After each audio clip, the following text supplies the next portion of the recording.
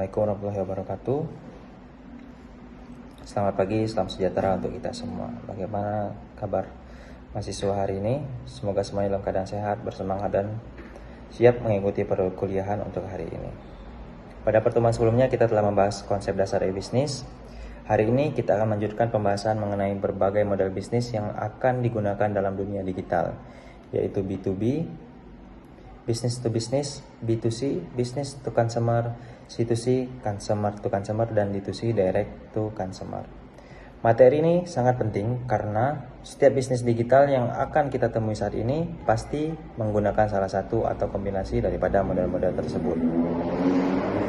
Setelah perkuliahan ini, mahasiswa diharapkan mampu yang pertama, menjelaskan konsep dan karakteristik model B2B, B2C, C2C, dan D2C. Yang kedua, membedakan keunggulan dan kelemahan masing-masing model. Yang ketiga, menganalisis penerapan model e-bisnis pada perusahaan nyata. Yang keempat, mengidentifikasi model bisnis yang sesuai dengan bisnis yang akan kita buat suatu hari nanti.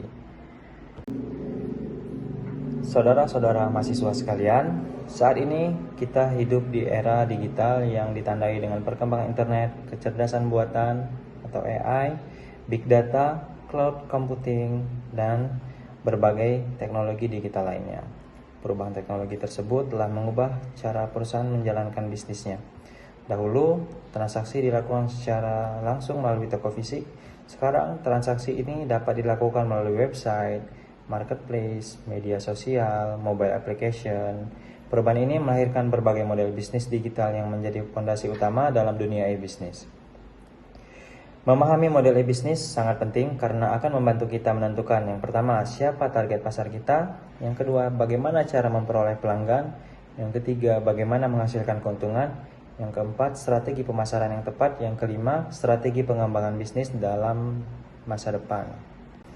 Model pertama, business to business. Pengertian B2B adalah model bisnis yang melakukan transaksi antara satu perusahaan dengan perusahaan lainnya. Dengan kata lain, perusahaan menjual produk atau jasa kepada perusahaan lain bukan langsung kepada konsumen akhir. Contoh sederhana, petani menjual biji kopi kepada kedai kopi. Dalam kasus ini, petani kopi yaitu sebagai penjual, kedai kopi sebagai pembeli. Keduanya merupakan pelaku usaha sehingga disebut dengan B2B.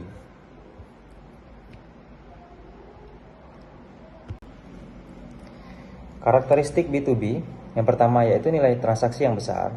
Pembelian biasanya dilakukan dalam jumlah yang besar. Contoh, satu coffee shop membeli 100 kg biji kopi sekaligus. Karakteristik yang kedua yaitu dengan hubungan jangka panjang. Kerjasama antara perusahaan biasanya berlangsung lama. Mengapa? Karena perusahaan membutuhkan pemasok yang stabil dan terpercaya. Yang ketiga yaitu pengambilan keputusan yang kompleks. Keputusan pembelian tidak dilakukan oleh satu orang saja. Biasanya melibatkan direktur, manajer, bagian keuangan, dan bagian pengadaan. Fokus pada efisiensi. Perusahaan mempertimbangkan yang pertama yaitu harga, kualitas, ketepatan pengiriman, dan ketersediaan stok. Contoh B2B di Indonesia. Yang pertama, Indofood menjual produknya kepada distributor.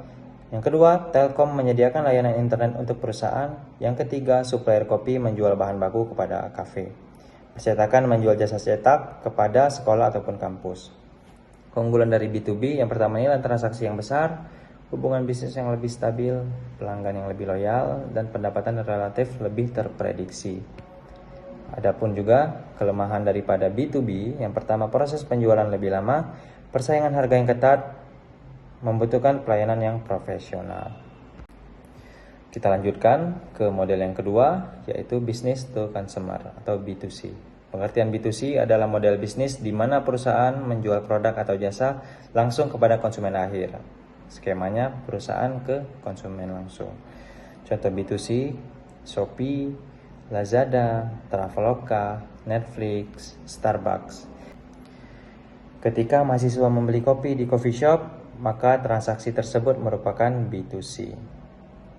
Karakteristik B2C yang pertama fokus pada pengalaman pelanggan. Yang pertama, konsumen menginginkan mudah membeli, mudah membayar, pengiriman yang cepat.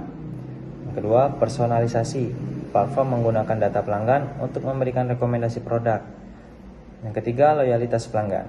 Dibangun melalui diskon, cashback, membership, program loyalitas. Yang keempat, ada persaingan yang tinggi, konsumen memiliki banyak sekali pilihan. Keunggulan dari B2C yaitu pasar yang sangat luas, penjualan yang cepat, mudah dipromosikan melalui sosial media. Kelemahan dari B2C, persaingan yang ketat, konsumen mudah berpindah ke merek lain, biaya promosi yang cukup besar. Kita lanjutkan ke model yang ketiga, consumer to consumer.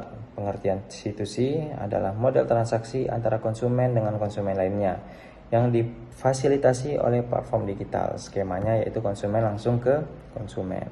Contoh, seorang mahasiswa menjual laptop bekas kepada mahasiswa lain melalui marketplace. Marketplace di sini hanya sebagai perantara. Contoh platform C2C yaitu Tokopedia, Facebook Marketplace, Carousel, eBay.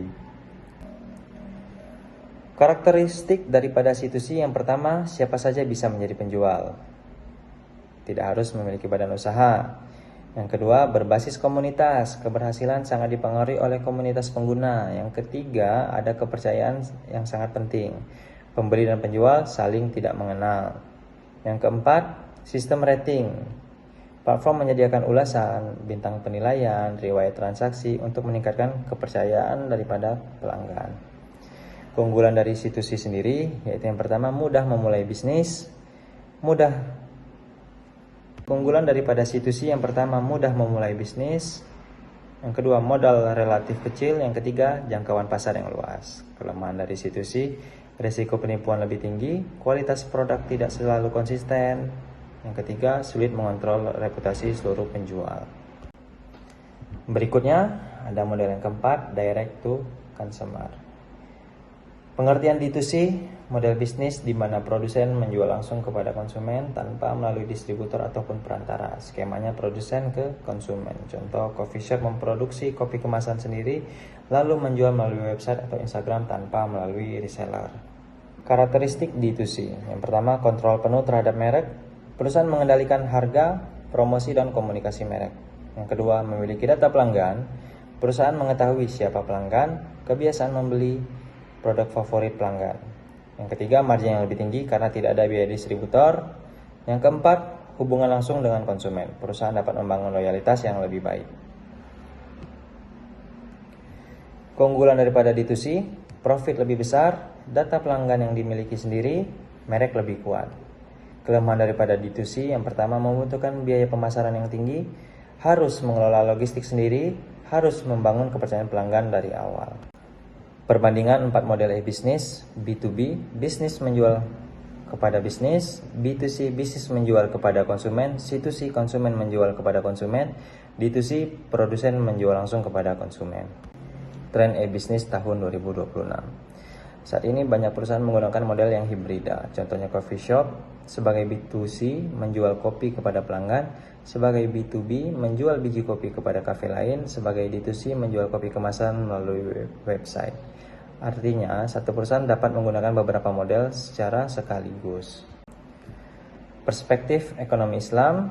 Dalam Islam, seluruh aktivitas bisnis digital diperbolehkan selama memenuhi prinsip syariah. Prinsip tersebut meliputi yang pertama, kejujuran, yang kedua, amanah, yang ketiga, transparansi, yang keempat, tidak mengandung riba, yang kelima, tidak mengandung gharar, yang keenam, tidak mengandung penipuan, yang ketujuh, tidak merugikan pihak lain. Sebagaimana firman Allah Subhanahu wa taala, "Wahai orang-orang yang beriman, janganlah kamu saling memakan harta sesamamu dengan jalan yang batil, kecuali dengan jalan perdagangan yang berlaku atas dasar suka sama suka di antara kamu." Quran Surah An-Nisa ayat 29. Oleh karena itu, perkembangan e-bisnis harus selalu dibarengi dengan penerapan etika bisnis Islam. Setiap model memiliki karakteristik, keunggulan, dan tantangan masing-masing. Tidak ada model yang paling baik untuk semua bisnis. Model yang terbaik adalah model yang paling sesuai dengan kebutuhan pelanggan, kemampuan perusahaan, dan juga tujuan bisnis daripada perusahaan yang ingin dicapai.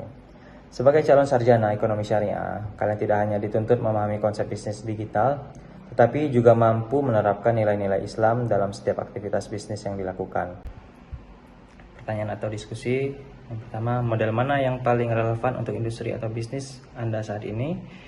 Yang kedua, bagaimana perusahaan Anda dapat bertransisi dari satu model ke model hibrida? Yang ketiga, ada teknologi apa yang akan menjadi prioritas investasi dalam 12 bulan ke depan?